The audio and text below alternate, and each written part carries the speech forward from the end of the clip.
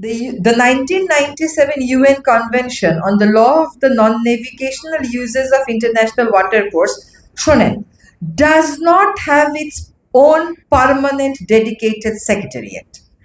যে কনভেনশনের কোনো সেক্রেটারিয়েটই নাই, সেই কনভেনশন আমি সাইন করে মনে মনে খুশি হওয়া ছাড়া আর কিছু কিন্তু হবে না, কাজের কাজ কিন্তু হবে না। এবং এইখানে বলা আছে, আবার পরের লাইনটা পড়ি, it lacks its own institutional structure. এই কনভেনশনের কোনো সচিবালয় নাই, কোনো ইনস্টিটিউশনাল স্ট্রাকচার নাই, such as a formal conference of the parties or working groups. আপনারা যখন জলবায়ু পরিবর্তনে দেখেন না কপ হয়, এই কনভেনশনের কোনোদিনও কোনো কনফারেন্স অফ পার্টিস হয় না।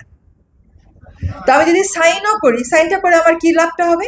আমি সাইন করলাম এবং আমি কোনো মিটিং হবে না এটার কোনোদিন। তাহলে আমার অভিযোগগুলো আমি কাকে জানাবো? আমার কথাগুলো আমি কাকে শোনাবো? কেন আমরা ইউএনইসিএটা সাইন করলাম? ইউএনইসিএটা সাইন করলাম, ওইখানেও কিন্তু একই প্রিন্সিপালগুলো আছে। ওইখানে পলিউশন আছে, ওখানে ইকুইটির কথাও আছে, প্রোটেকশনের কথাও আছে। কারণ এইখানে ওইটা সাইন করার পরে প্রথমবার যখন মিটিংয়ে গেলাম, আমরা কিন্তু প্রথম দক্ষিণ এশীয় দেশ যারা ওটা সাইন করেছি। আমরা আমাদের সমস্যাগুলো বলতে পারবো এবং ওইখানে রাইপেরিয়ান দেশগুলোর মধ্যে ওদেরও টেনশন আছে। ওই টেনশনগুলো কেমন করে মিটিগেট করে, টেনশন মিটিগেট করতে না পারলে লোয়ার রাইপেরিয়ানরা কী ধরনের নিজস্ব মিটিগেশন মেজার নিতে পারে, এটাও আমরা শিখতে পারবো।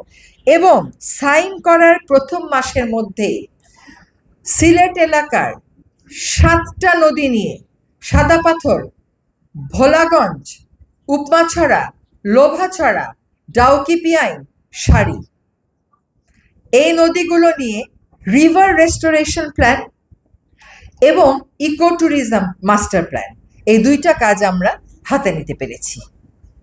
তাহলে এটা কেন আমাদের জন্য প্রয়োজনীয় না?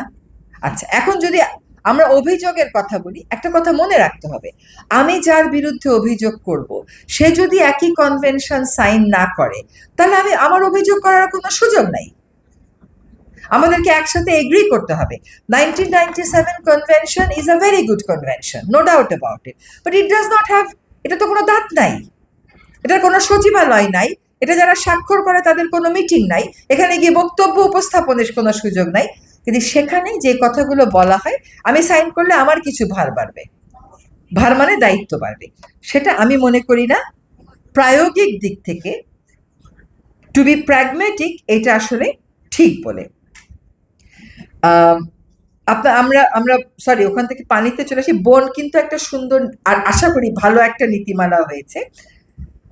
পানি সংকটাপন্ন এলাকা ঘোষণা করা হয়েছে, ভবদহের সমস্যাটার সমাধান হয়েছে, কিন্তু সমস্যাটা এত বেড়ে গেছে, আমরা এখন ওইখানে আপার ভদ্রা, হরি নদী, টেকা নদীর খননের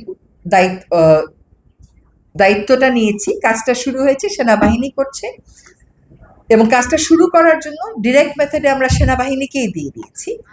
কিন্তু আমরা কিন্তু বিল ডাকাতিয়ার সমস্যাটা সমাধান করতে পারিনি। 1 বছরে এত কিছু পারা যায় না, কিন্তু এটা করতে হবে। ওইখানে আমরা ভবদহের লোকদের কথা বিবেচনা করে 5টা পাম্প কেনার অনুমোদনও নিয়েছি, কিন্তু আসলে জিওগ্রাফিক্যালি সমস্যাটা অনেক কমপ্লেক্স হয়ে গেছে। ওই রেগুলেটরটা আদৌ আমরা ওখানে রাখবো না ওখান থেকে নিচের দিকে নামাই দিব, সেগুলো আমাদেরকে চিন্তা করতে হবে। এবার আরো কিছু কথার উত্তর দিই। আরেকটা ভালো খবর দিই, এডিবি আমাদেরকে $1 মিলিয়ন দিয়েছে। এটা হচ্ছে তুরাগ, এটা গ্র্যান্ট, এটা হচ্ছে তুরাগ নদীর পাটটা সৌন্দর্যবর্ধন। এটা ফেব্রুয়ারি মাসের ফার্স্ট উইকে আর্কিটেক্টরা ওদের ডিজাইন এডিবির সাথে বসে ফাইনাল করবে।